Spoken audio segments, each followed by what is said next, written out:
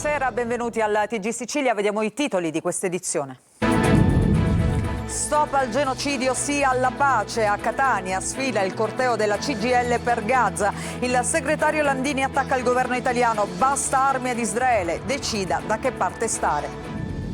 Agricoltura, cambio al vertice, torna in giunta l'uomo forte della Lega catanese Luca Sammartino. L'assessore Barbagallo si è dimesso per restituire il posto all'ex vicepresidente. Intanto a Ribera il comparto è in ginocchio, in gioco c'è il futuro degli agrumeti e dell'intera economia del comprensorio. Omicidio Gaglio, resta in carcere l'uomo che ha ucciso il cognato a colpi di pistola in pieno centro a Palermo. Probabile un movente economico, ma la difesa punta sull'instabilità mentale dell'uomo. Mio padre non c'entrava con Capaci e con la decisione di sciogliere nell'acido il piccolo Di Matteo. Polemiche per la nuova provocazione di Salvo Riina, protagonista di un podcast. Il presidente dell'antimafia Cracolici: basta con le offese ai siciliani, non si può riscrivere la storia. A Catania un coro di sì per la proposta di abolire gli attraversamenti pedonali senza semafori sulla circonvallazione. Troppo sangue versato e troppa velocità impongono provvedimenti per garantire maggiore sicurezza. A Ragusa Ibla, palazzi e giardini si aprono all'arte internazionale.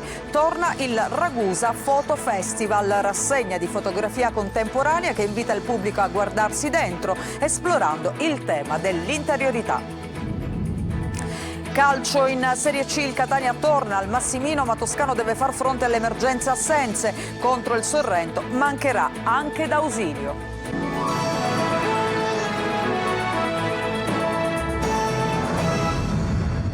Ancora ben trovati, lo avete sentito, stop al genocidio, sì alla pace. A Catania ha sfilato il corteo per Gaza organizzato dalla CGIL, duro attacco del segretario Landini a Netanyahu, poi l'affondo al governo italiano. Basta armi ad Israele, ha detto, decida dove stare o diventa complice. Sentiamo Tonino De Mana.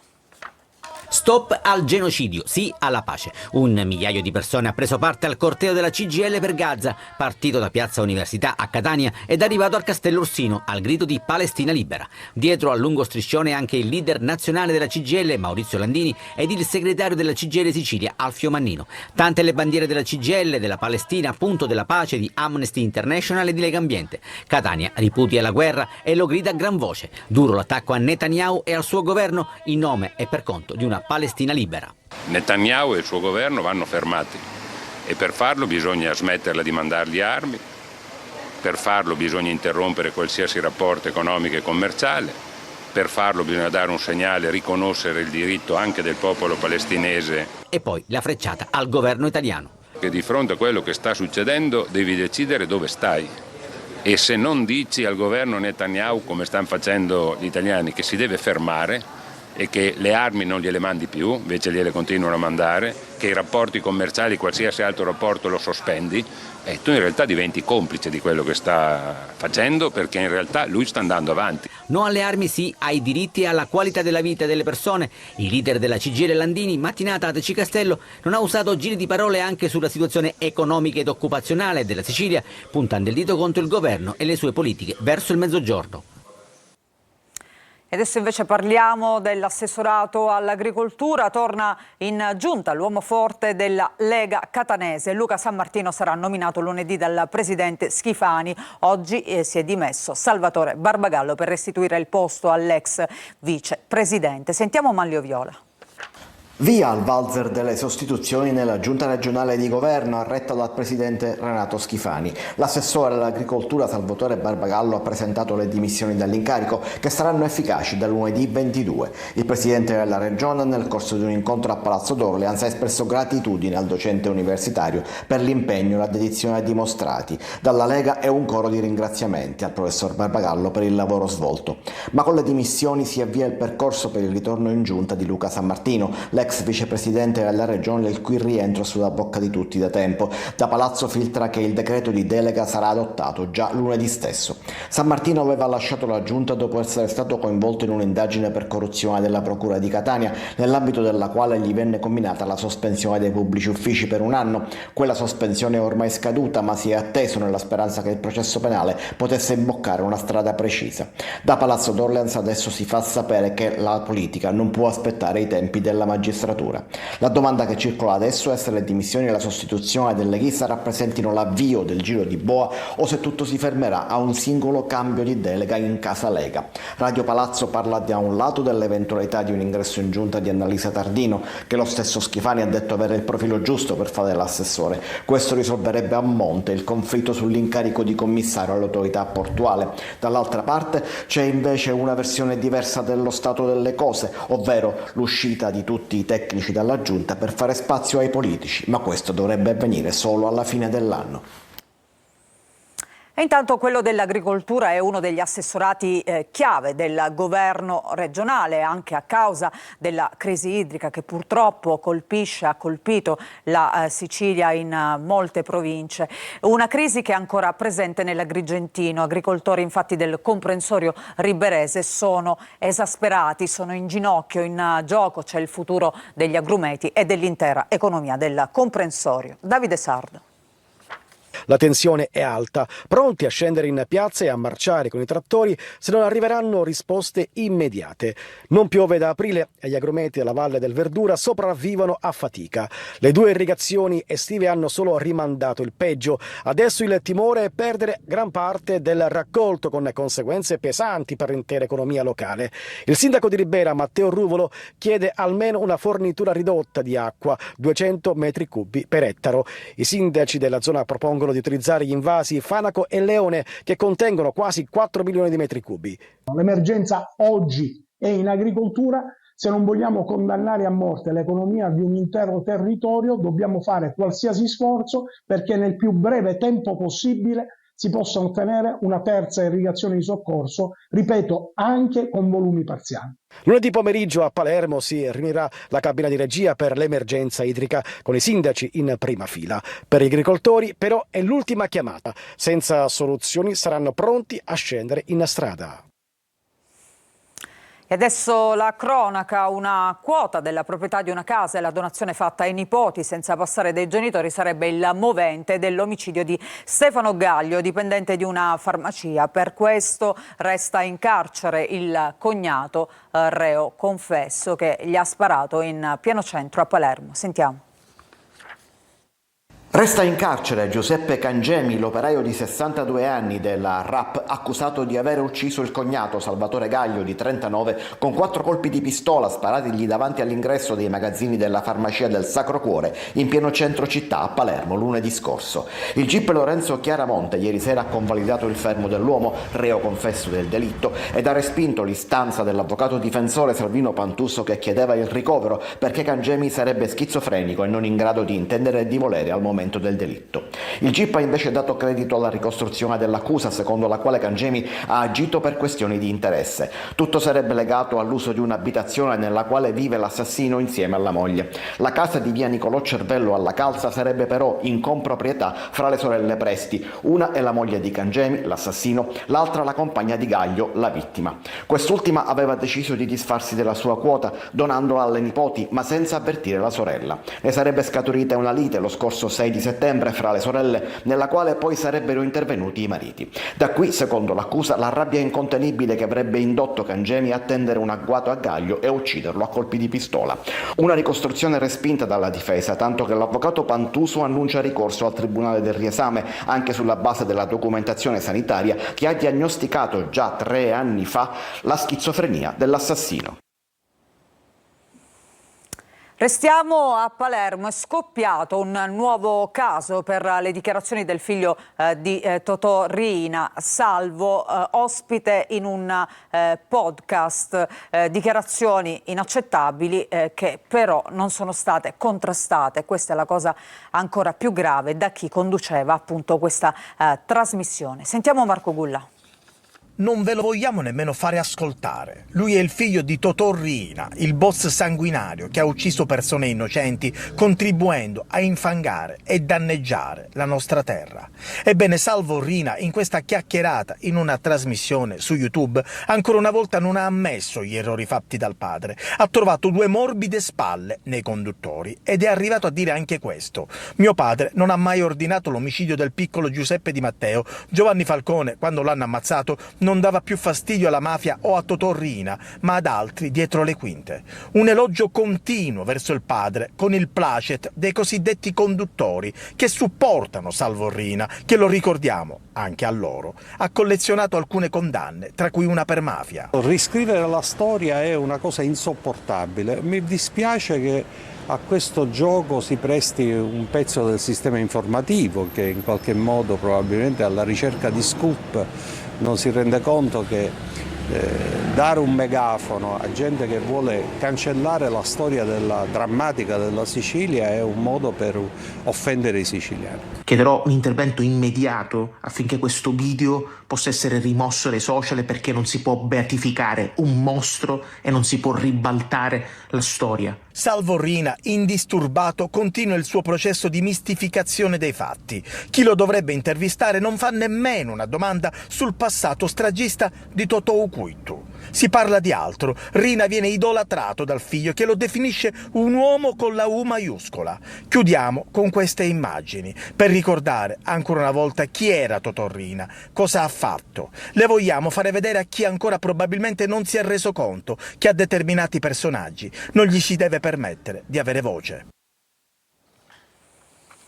Intanto l'Ordine dei giornalisti di Sicilia ha diramato una nota dove scrive: prende atto con sconcerto dei contenuti di una chiacchierata tra i conduttori di un podcast trasmesso sul web il figlio del sanguinario boss mafioso Totò Riina. La chiacchierata, aggiunge l'Ordine, che non possiamo considerare intervista, viene considerata un'offesa alle vittime di Riina, quelle di mafia più in generale, a tutta la categoria dei giornalisti, con particolare riferimento a quei colleghi che quotidianamente svolgono con professionalità questo mestiere, rischiando la propria incolumità e, a seguito dell'uso e dell'abuso dello strumento della querela, anche i propri patrimoni. Restiamo a parlare di un fatto di cronaca. A Catania rischia di far esplodere il suo appartamento durante un rito spiritico, denunciato un uomo di 71 anni, Luca Ciliberti. Chissà chi e cosa volesse invocare nel suo ultimo rito satanico.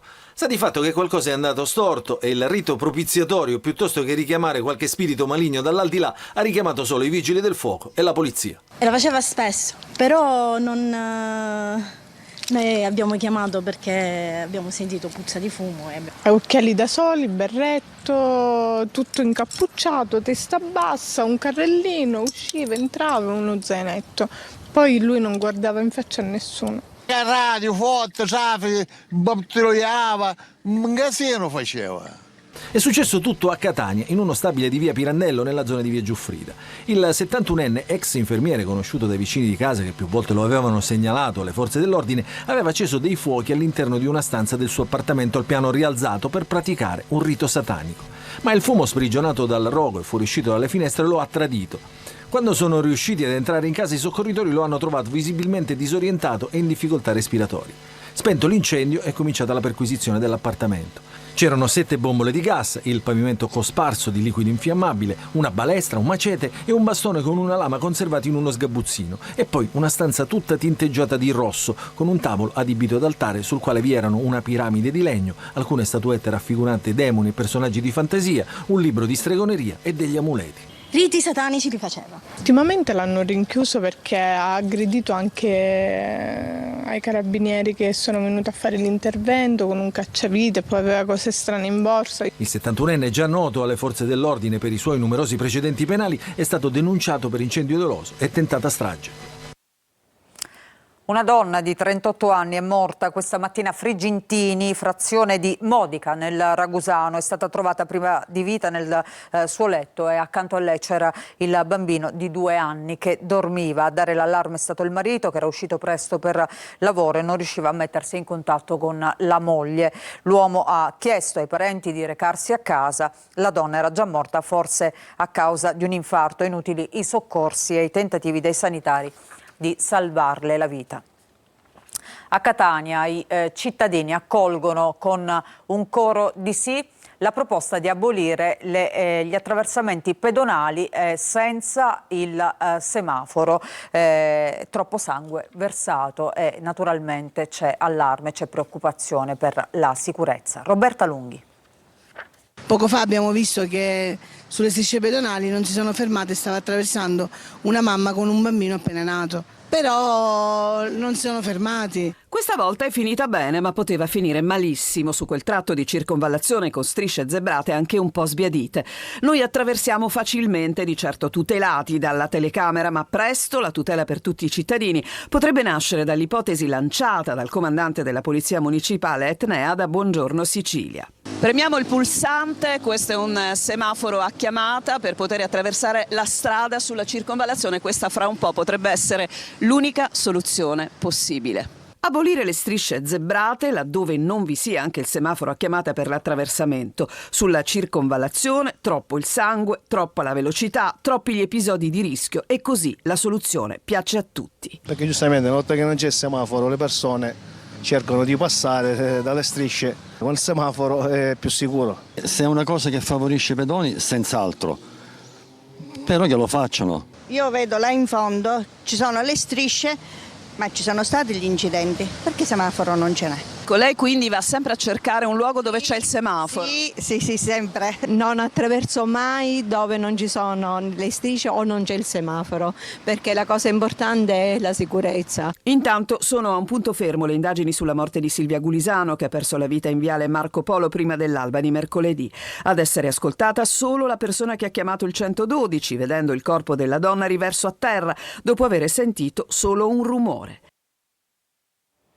Restiamo nel capoluogo etneo perché si è insediato oggi il nuovo rettore dell'Università di Catania, il professore Enrico Foti. Eva Spampinato.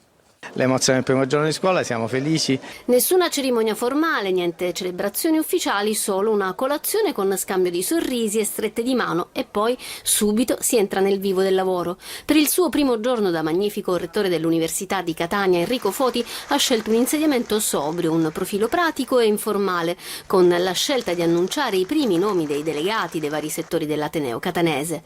La professoressa Lina Scalisi è stata nominata prorettrice, il professor Giuseppe Speciale è il nuovo delegato alla didattica. L'elenco va avanti con le nomine e le firme dei documenti. Soprattutto perché vogliamo ulteriormente sviluppare le attività del nostro Ateneo per il nostro territorio e soprattutto per i nostri studenti, che sono la vera forza della nostra tradizione. Foti, docente di idraulica, guiderà per i prossimi 6 anni la più antica università di Sicilia, fondata nel 1434, tra le più storiche d'Italia, che deve guardare al futuro dei giovani. Vogliamo cambiare la narrazione che vede i nostri studenti obbligati ad andare fuori per trovare lavoro. Non crediamo sia assolutamente necessario, abbiamo rapporti con l'industria, abbiamo rapporti con Confindustria. Il rettore chiede inoltre uno sforzo di rispetto e collaborazione a tutto il territorio perché la convivenza con le sedi universitarie possa essere serena. Recentemente a Benedettini abbiamo avuto diversi furti che hanno prodotto oltre 200.000 euro di danni e chiaramente questo impatta sulla efficacia della didattica nei prossimi giorni. A Ragusa Ibla, palazzi e giardini si aprono all'arte internazionale. Torna il Ragusa Photo Festival. Veronica Barbarino. Un intero quartiere che diventa una galleria d'arte a cielo aperto. Ragusa Ibla, cuore barocco della città, accoglie il Ragusa Photo Festival, la rassegna che unisce i linguaggi della fotografia d'autore alla bellezza senza tempo della Sicilia del sud-est. Oltre 15 mostre diffuse tra palazzi storici e il giardino ebleo per raccontare con un nuovo sguardo il mondo. Per la 13ª edizione abbiamo deciso di fotografare l'interiorità. Cosa vuol dire? La fotografia è un mezzo di impatto veloce, quindi in un mondo in cui si evidenzia soltanto l'apparire, abbiamo scelto di dedicare i nostri progetti fotografici alla interiorità, alla ricerca di se stessi. L'interiorità raccontata attraverso la religione, la moda, la televisione, il corpo. La fotografia quindi non solo come immagine, ma come strumento di riflessione. Maria Lax, Jessica Bacaus, Cristina Vatielli, Alessia Rollo, Stefano De Luigi, che ci racconta proprio le immagini televisive come dagli anni 90 hanno iniziato a rivoluzionare l'apparenza. Le loro opere invitano a ridare centralità all'identità interiore dell'uomo, soffermandosi sull'ascolto e l'accoglienza per contrastare la solitudine e il vuoto esistenziale. Le mostre sono visitabili fino al 28 settembre. Facciamo una breve pausa, ritorniamo tra poco con la nostra pagina dedicata al calcio e con le ultime alla vigilia di Catania-Sorrento. A tra poco.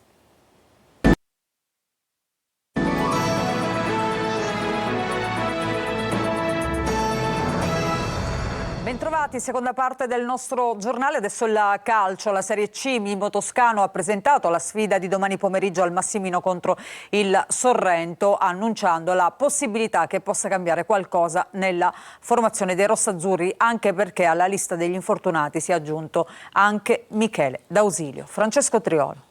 La vigilia della partita contro il Sorrento per il Catania è vissuta facendo la conta degli infortunati. L'ultimo proprio oggi, Michele D'Ausilio, a riposo per una severa contusione subita in allenamento in attesa di accertamenti strumentali. Non roba da poco, perché a mancare a Mimmo Toscano sono pezzi importanti sia in attacco che a centrocampo. Oltre D'Ausilio anche Aloi, Martic, Caturano e Rolfini sono nella lista degli indisponibili. Per Toscano nascono i problemi nella scelta dell'11 da schierare in una gara che deve segnare il momento di riscatto dopo le 4 sberle di Cosenza, un riscatto che deve essere dal punto di vista del risultato, ma anche e soprattutto in questo momento sotto l'aspetto psicologico. Dopo la partita, da parte di tutti noi, c'è stata tanta amarezza per come è andata la partita.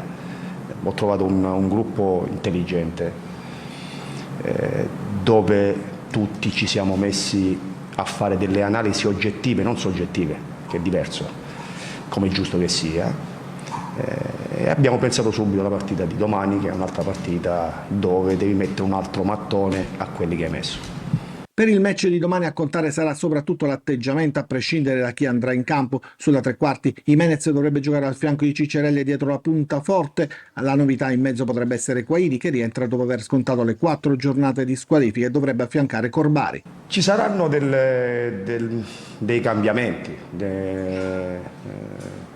può essere della partita, perché la cosa positiva della partita di Cosenza è stata che chi è entrato ha fatto bene, tutti. Per il resto non dovrebbero esserci grandi novità, Concelli tornato ormai a disposizione in difesa, il Massimino sarà pieno, la prevendita ha raggiunto quasi 3.000 biglietti a cui aggiungere la quota abbonati, una spinta in più per la squadra. Intanto però in vista del derby di mercoledì sera a Trapani c'è da segnalare il divieto di trasferta per i tifosi rossazzurri. E proprio il prefetto di Trapani, Daniela Lupo, come avete sentito in chiusura di questo servizio, ha disposto il divieto di vendita dei tagliandi ai residenti della provincia di Catania in occasione dell'incontro di calcio Trapani-Catania in programma il 24 settembre presso lo stadio provinciale di Erice Casasanta. Il provvedimento è stato adottato in considerazione della contrapposizione tra le due tifoserie, anche alla luce degli atti avvenuti in occasione delle precedenti trasferte. Un'altra breve pausa, ritorniamo tra poco con gli ultimi aggiornamenti.